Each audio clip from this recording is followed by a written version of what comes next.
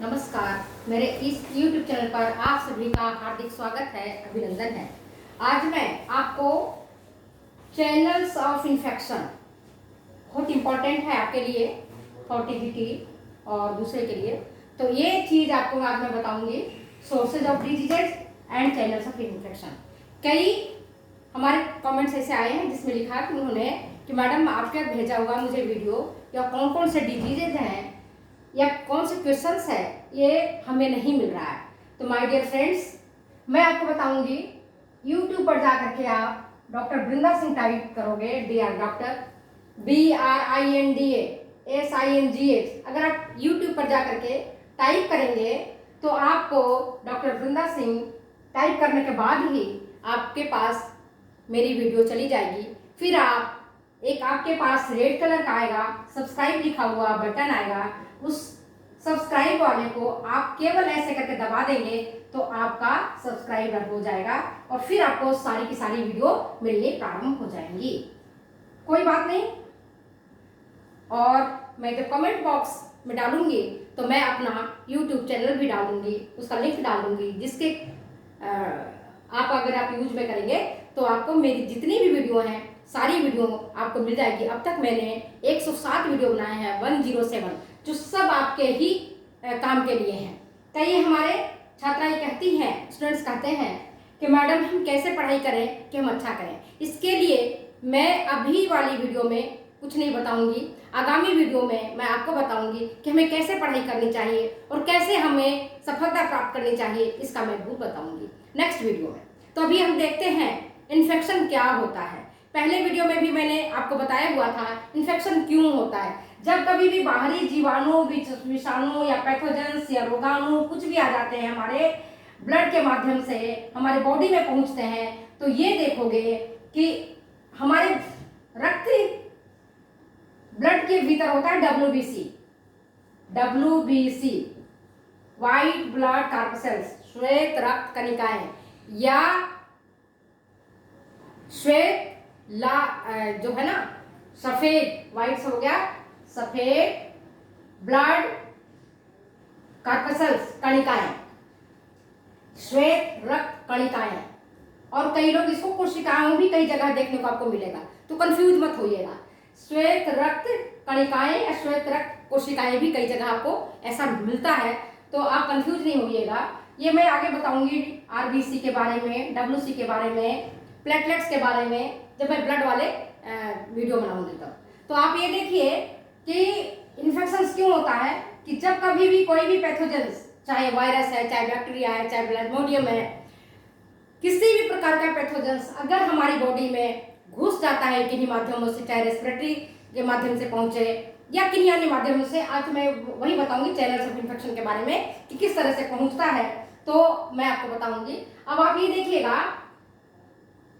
कि संक्रमण हमारी बॉडी में अगर फैल जाता है तो जिससे संबंधित वो रोगाणु है, पैथोजेंस है, चाहे वो बैक्टीरिया है, चाहे वो वायरस है, चाहे वो आपके पैरासाइट्स के माध्यम से फैला है, किसी के माध्यम से भी फैला है, उससे संबंधित रोग को कर देता है। तो सबसे पहले मैं आपको बताऊंगी सोर्सेज ऑफ डिजीजेज। डिजीजेज के सोर्स कौन से हैं, स्रोत कौन से हैं, रोगों के स्रोत कहां से आते हैं, स्रोत आपको जानना जरूरी है। जब आप स्रोत को जान जाएंगे तब फिर आपको मैं बताऊंगी चैनल्स ऑफ इन्फेक्शन के बारे में। चैनल्स ऑफ इन्फेक्शन क्या है, तो आप ये देखिए सोर्सेज ऑफ डिजीजेज में क्या है, कौन कौन से स्रोत हैं। एक तो आपका है जल। कौन सा जल? दूषित जल, दूषित मिल्क, दूध, दूषित ड्रिंक, पेय ड्रिंक्स, पेय पदार्थ जो आप पीते हैं, चाहे छाछ पीते हो या लस्सी पीते हैं, या कई बार हम ड्रिंक्स में मैंगो ड्रिंक्स पी लेते हैं, जो भी आपका है, फलों के जूस पी लेते हो, रस पी लेते हो, ड्रिंक्स। और फूड में कौन सा? कॉन्टामिनेटेड फूड, जो फूड संदूषित हो गया है, जो फूड बासी है, जो अधिक फर्मेंट है। यो तो फर्मेंटेड फूड आपके स्वास्थ्य के लिए उत्तम होता है, जैसे हम अपन इडली बनाते हैं, डोसा बनाते हैं, तो ये फर्मेंटेड होता है। लेकिन अगर वो ज़्यादा सड़ जाए, ज़्यादा फर्मेंट हो जाए, तो फिर उसमें हानिकारक पैथोजेंस उत्पन्न हो जाते हैं जो कि आपको बीमार कर देते हैं। तो कैसे फैलते हैं ये, पहले हम देखेंगे स्रोत क्या है उनका, कैसे फैलता है, कौन कौन से स्रोत है। तो एक स्रोत होगा आपका जल, दूषित जल, कंटामिनेटेड वाटर। दूसरा हुआ कंटामिनेटेड मिल्क, दूध, ड्रिंक्स, पेय पदार्थ, छाछ, फलों के रस। मान लो कि आपने फल के रस निकाल के रख दिए और आपने पी लिया, आपको हो सकता है कि कोई रोग हो जाए। इसी तरह से गन्ने का रस, कई बार आप जाते हो ठेले पर और गन्ने का रस आप मांगते हो कि भैया गन्ने का रस पिला दो, वो गन्ने का रस आपको देता है, लेकिन अगर उनके गन्ने का रस पर मक्खियां बैठ गई हैं या दूषित है, पहले से पड़ा हुआ है, तो उससे भी आपके रोग हो सकते हैं। तो आप देखिए, बहुत पहले से निकाला हुआ ड्रिंक्स अपने को नहीं लेना है। फूड, कंटामिनेटेड फूड, मैंने आपको बताया कि जो भी कंटामिनेटेड फूड है, बासी फूड है, उसको हमको नहीं खाना चाहिए। बासी सब्जियां हैं, बासी दाल है, बासी चावल है, उसमें अगर गंध आने लगी, स्वाद उसका खराब होने लगे, तो इसका मतलब समझिए कि उसमें बैक्टीरिया वगैरह ने आक्रमण कर दिया है और वो खाने के योग्य नहीं बचा है। कई बार आप देखते होंगे, बरसात का मौसम है, आप देखते होंगे एक रोटी छोड़ दीजिएगा तो आप देखेंगे कि बरसात के कारण उस रोटी के ऊपर फफूंद आ जाते हैं, पूरे काले रंग के, ब्राउन कलर के, और वो अजीब से हो जाते हैं रोटी। तो क्या है, उसके ऊपर आप देखते हो कि फंगस पनप गया है, उसके ऊपर कई सारे बैक्टीरियाज, कई सारे वायरस भी अपना आक्रमण कर देते हैं, अपना घेरा जमा लेते हैं। तो वैसे फूड में हमें नहीं खाना है। और उसको फूड अगर हम खा लेते हैं बाई चांस, मान लो बासी सब्जी खा ली हमने, बासी रोटी खा ली, थोड़ा सा खराब स्मेल था दूध का, उसके बाद भी हमने यूज में ले लिया, छाछ भी था वैसा खराब, हमने यूज में ले लिया, तो हमें क्या हो सकता है, हमें कॉलरा हो सकता है, हैजा हो सकता है, हमें टाइफाइड हो सकता है, हमें डिसेंट्री हो सकता है, और इससे रिलेटेड कई सारे और दूसरे रोग भी हमें हो सकते हैं जो हमें जल, दूध, ड्रिंक्स, फूड के कारण फैलते हैं। नेक्स्ट आता है हमारा वायरस। अभी कोरोना वायरस का बड़ा जोर शोर से नाम फैला हुआ है। तो वायरस के कारण कौन कौन सा रोग फैलता है? जो वायरस भी हैं अत्यंत सूक्ष्म होते हैं, आपको दिखाई नहीं पड़ते हैं। आज कोरोना को देखने के लिए लोग तरस रहे हैं, कैसा है पता तो चले, कैसे उस पर आक्रमण किया जाए, कैसे उसको नष्ट किया जाए। तो वायरस हमारे रोग को फैलाते हैं, जिसमें स्मॉल पॉक्स है, चिकन पॉक्स है, पोलियो है, मिजल्स है, और अभी वर्तमान में कोरोना वायरस सबको पता है, कोविड-19 के कारण, ये वायरस के कारण फैलने वाले रोग हैं। अब है मॉस्किटो, मच्छर भी कई प्रकार के रोगों को फैलाते हैं। कौन कौन से रोग फैलाते हैं मच्छर? अब देखिए, मलेरिया कैसे फैलता है, मच्छर के काटने से। फाइलेरिया, डेंगू, टाइफस ज्वर, ये सब मॉस्किटो के कारण फैलता है। और इसके बाद सोर्सेज में आते हैं डायरेक्ट कॉन्टैक्ट। अगर हम किसी के साथ प्रत्यक्ष संपर्क में रहते हैं तो फिर हमारा रोग हो जाता है। अभी इससे बढ़िया एग्जाम्पल आपको नहीं मिलेगा कोरोना के कारण। कोरोना के कारण क्या होता है, कोरोना जो इस तरह की जो वायरस के कारण फैलने वाला रोग है, यह रोग प्रत्यक्ष संपर्क में फैलता है। अगर आप किसी बीमार व्यक्ति के संपर्क में जाते हैं, उसके खांसने से, उसके छींकने से, उसके थूकने से, उससे वायरस जो निकलता है, वह वायरस आपके रेस्पिरेटरी मार्ग से होते हुए लंग से पहुंचता है और आपको बीमार कर देता है। तो हाइड्रोफोबिया इसके कारण फैलने वाला रोग है, कोरोना इसके कारण फैलने वाला रोग है। और फिर है एसटीडी, मतलब सेक्सुअली ट्रांसमिटेड डिजीजेज।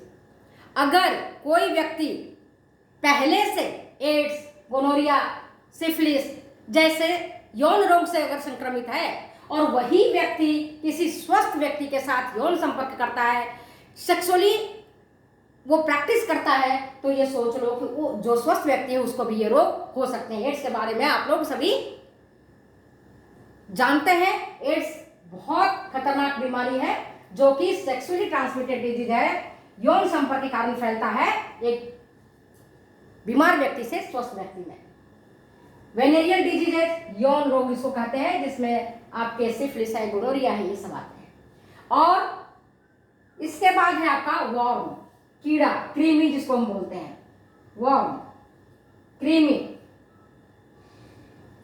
एक कृमि भी है, वो रोगों को फैलाता है।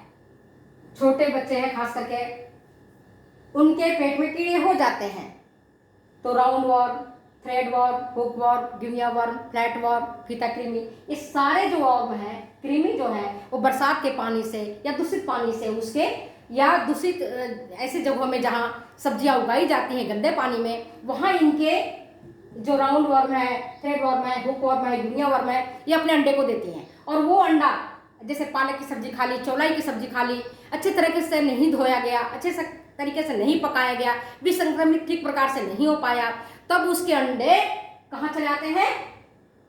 खाने के बाद व्यक्ति के शरीर में। खास करके छोटे बच्चे जिनकी इम्यूनिटी पावर कम होती है उनमें ये अपना डेरा डाल लेते हैं और फिर उनको बीमार कर देते हैं। तो वर्म से भी आपका रोग फैलता है। और है तीसरा आपको नेक्स्ट बिंदु है, वो है आपका प्रोटोजोआ। प्रोटोजोआ भी आपको रोगों को फैलाता है। जैसे आपके मैंने पहले भी वीडियो में आपको बताया था, प्लाज्मोडियम मलेरियाई, प्लाज्मोडियम वाइवेक्स, प्लाज्मोडियम आपके फैल्सीपेरम, ये सारे जो मलेरिया को रोग के कारण है, ये सब प्रोटोजोआ के कारण फैलते हैं। और ये प्रोटोजोआ कहाँ मिलता है? आपके मच्छरों में, मॉस्किटो में। जो फीमेल एनोफेलिस मॉस्किटो है उसमें इनके मच्छरों के शरीर में फैलते हैं। तो इसके दो स्टेज है, एक में तो मच्छरों की बॉडी में पाया जाता है और दूसरा होता है ह्यूमन बॉडी में, जो मैं आगे बताऊंगी। आज मैं आपको इतना ही बता रही हूँ कि हमारे रोग के जो स्रोत हैं वो है जल, दूषित जल, मिल्क, ड्रिंक्स, फूड, फिर है वायरस, मॉस्किटो, प्रत्यक्ष संपर्क, फिर यौन रोग, यौन संपर्कीय रोग, वर्म, कृमि और प्रोटोजोआ।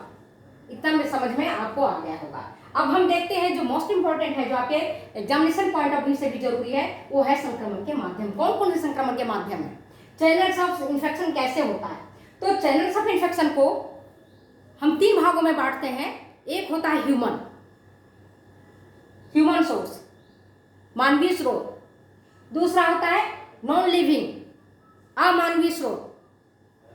और तीसरा होता है फ्लाइज एंड पैरासाइट्स, फ्लाइज, मक्खियां और पैरासाइट्स। को 3 भागों में बांटा गया है। अब आप कहोगे मैडम जी ये इसको लिविंग हम कर सकते हैं? बिल्कुल कर सकते हो, लेकिन सभी लिविंग नहीं फैलाता है हमारा रोग, इसलिए अलग कैटेगरी में बांटा गया है। एक ह्यूमन सोर्सेज, दूसरा है लिविंग में नॉन लिविंग जो अमानवीय है, जो जीवित नहीं है, और तीसरा है फ्लाइज एंड पैरासाइट्स जो मक्खियां हैं, कॉकरोच है, जू है, खटमल है, ये सारे भी रोग को फैलाते हैं। अब ये देखिएगा ह्यूमन सोर्स में कैसे फैलता है। तो अभी जो वर्तमान में कोरोना रोग ने जिस तरह से समूचे विश्व में कहर ढाया है, तो आपको ह्यूमन सोर्स को समझने में बिल्कुल दिक्कत नहीं आनी चाहिए। पहला होता है रेस्पिरेशन के माध्यम से, रेस्पिरेटरी पैसेज, जो हमारी श्वसन मार्ग है, और उस श्वसन मार्ग से हमारा रोग है फैलता है। जैसे हम सांस लेते हैं, सांस छोड़ते हैं और बोलते हैं, तो हमारे बोलने से, हमारे थूकने से, हमारे खांसने से, हमारे छींकने से, ये जो ड्रॉपलेट्स है, छोटे छोटे हमारे मुंह से ड्रॉपलेट्स निकलते हैं, और इन ड्रॉपलेट्स में हजारों लाखों की संख्या में वायरस होते हैं और बैक्टीरियाज होते हैं। और ये वायरस और बैक्टीरिया अगर उस व्यक्ति के संपर्क में आ जाता है, उससे पास में रहता है, तो उसको ये रोग हो जाता है। जैसे आपके ट्यूबरकुलोसिस, क्षय रोग जिसको बोलते हो आप, तो रेस्पिरेटरी मार्ग से पहुंचता है। जो व्यक्ति क्षय रोग से पीड़ित है, अगर वो खांसता है तो उसे खांसने के दौरान या उसके थूकने के दौरान ये जो बैक्टीरिया वायरस हैं वो निकलते हैं बाहर, और उसके संपर्क में जो व्यक्ति स्वस्थ व्यक्ति आता है, और अगर उसका इम्यूनिटी पावर कम है, अगर वह इसका जो प्रतिरक्षण क्षमता है अगर वो कम है, तो व्यक्ति बीमार हो जाता है। क्योंकि पहले भी मैंने बताया कि इन्फेक्शन होने का मुख्य कारण है कि इम्यूनिटी पावर कम होना। इम्यूनिटी और इम्यूनाइजेशन के बारे में मैं आपको बाद में बताऊंगी। तो इनके खांसने से, छींकने से, थूकने से, उनके बलगम से, है ना, ये रोग हो जाता है। दूसरा होता है इंटेस्टाइन। तो चलो दूसरा क्या है? इंटेस्टाइन। तो इंटेस्टाइन में कौन कौन से कृमि रह सकते हैं, अभी मैंने आपको बताया, इसीलिए मैंने सबसे पहले सोर्सेज ऑफ डिजीजेज बताया ताकि आपको समझने में आसानी हो। तो वॉर्म है roundworm, threadworm, hookworm और गिनिया वॉर्म। ये सारे के सारे इंटेस्टाइन में, चाइल्ड के इंटेस्टाइन में, बड़ों के इंटेस्टाइन में रह जाते हैं और वहां ये रोगों को फैलाते हैं। इंटेस्टाइन छोटी आंत में जाकर के रहते हैं, बड़ी आंत में रहते हैं, जहां कहीं भी इनको जगह मिलता है वहां जाते हैं और अपना पूरा चक्र, लाइफ साइकिल को पूरा करते हैं और फिर मल के माध्यम से इनके कृमि कंडे बाहर निकलते हैं। और जो बाहर निकलते हैं, और फिर मैंने अभी आपको बताया कि अगर साग सब्जियां वैसी जगह में उगाया जाए जहां पर गंदा पानी बहता हो, जहां पर मल मूत्र ज्यादा विसर्जित किया जाता हो, तो फिर इनके कृमि वहां पनप जाते हैं, बढ़ जाते हैं। और फिर अगर वैसे ही आपने उगाए गए सब्जियों को, फलों को बिना धोए हुए, बिना विसंक्रमित किए हुए खा लेते हैं, तो उसके अंडे आपके बॉडी में पहुंच जाएंगे, उसके लार्वे आपके बॉडी में पहुंच जाएंगे और फिर आकर के रोग को फैलाते हैं। दूसरा चैनल कौन सा ह्यूमन सोर्सेज का? इंटेस्टाइन। तीसरा है स्किन, आपकी त्वचा से भी आपके जो है वो वायरस फैलते हैं। जैसे मानो फोड़े हैं, फुंसियां हैं, उसको क्यों हुआ? कहीं ना कहीं उसके अंदर, उसके पस के भीतर वायरस और बैक्टीरिया पनप रहा है, पैथोजेंस पनप रहा है। अगर आप अपने नाखूनों से खुरचते हो, जब नाखून से खुरचते हैं तो फोड़े फुंसी के जो छिलके हैं, स्केल्स जिसको बोलते हैं, बाहर निकल जाते हैं, खुरंट, वो खुरंट बाहर निकलता है, उसमें सैकड़ों की संख्या में वायरस और बैक्टीरियाज होते हैं। और फिर जो स्वस्थ व्यक्ति अगर उसके संपर्क में आता है, वही अगर अपने नाखूनों से दूसरी जगह छू देता है, उसको भी ये रोग हो जाता है। तो small pox, chicken pox, measles, इन सारे के जो आपके खुरंट होते हैं, इनसे ही निकलते हैं। इसके बाद सलाइवा, लार से भी आपके कई प्रकार के पैथोजेंस निकलते हैं। जैसे हुपिंग कफ है, काली खांसी, पहले भी मैंने वीडियो में आपको बताया था। तो सलाइवा से इसके रोगाणु आगे बाहर निकलते हैं और फैलते हैं। हुपिंग कफ हो गया आपका। इसी तरह से हाइड्रोफोबिया, जल संत्रास जिसको हम बोलते हैं, जो कुत्ता के काटने से फैलता है। जो पागल कुत्ता अगर किसी को काट लेता है तो उसको रेबीज, आप नाम सुने होंगे, आगे मैं बताऊंगी आपको। तो लार में इसके रोगाणु रहते हैं और स्वस्थ व्यक्ति को ये फैलाते हैं। इसके बाद आपका रक्त, ब्लड से भी, आप कहोगे ब्लड से कैसे फैलता है? अगर कोई व्यक्ति स्वस्थ है, और ब्लड डोनेशन आप जानते हो कि आजकल खूब कहते हैं रक्तदान करिए, रक्तदान कीजिए। अगर कोई व्यक्ति जो मलेरिया से पहले से पीड़ित है या जिसको एड्स हुआ है, अगर उसके रक्त को स्वस्थ व्यक्ति में रक्तांतरण किया जाए, ब्लड को चढ़ाया जाए, तो स्वस्थ व्यक्ति में ये प्राण देने के बजाय ये प्राण को ले लेगा, ये जान को ले लेगा। क्योंकि अगले व्यक्ति मलेरिया से ग्रसित था, अगला व्यक्ति एड्स से ग्रसित था, या अगला व्यक्ति यौन संपर्क से ग्रसित था।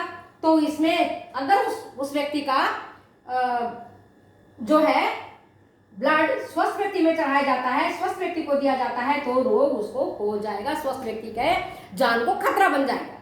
तो ब्लड के माध्यम से फैलता है। और मैंने लास्ट में बताया था आपको STD, sexually transmitted diseases. STD आप याद रखिएगा, आपको याद रहेगा, sexually, STD, sexually transmitted diseases.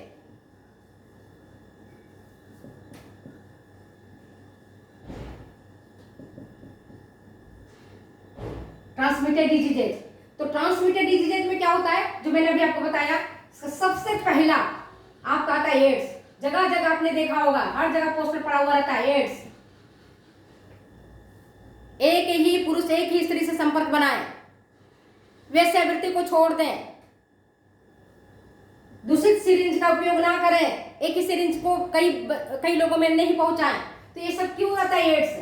बच्चे आचरण को ठीक रखें, व्यवहार को ठीक रखें, क्योंकि ये सेक्सुअली ट्रांसमिटेड डिजीजेज है। और इसके बारे में ज्यादा हम डिटेल नहीं बताएंगे, हम इसको जब एड्स पढ़ाएंगे आपको तब बताएंगे। इसके बाद आपने देखा ह्यूमन सोर्सेज से क्या हुआ, रेस्पिरेटरी मार्ग से हुआ, दूसरा इंटेस्टाइन से हुआ, स्किन से हुआ, हुपिंग कफ, ब्लड और एसटीडी, ये सारे रोग को फैलाते हैं। इसके बाद नॉन लिविंग में देखिए, अभी मैंने आपको बताया था दूध से फैलता है, जल से फैलता है,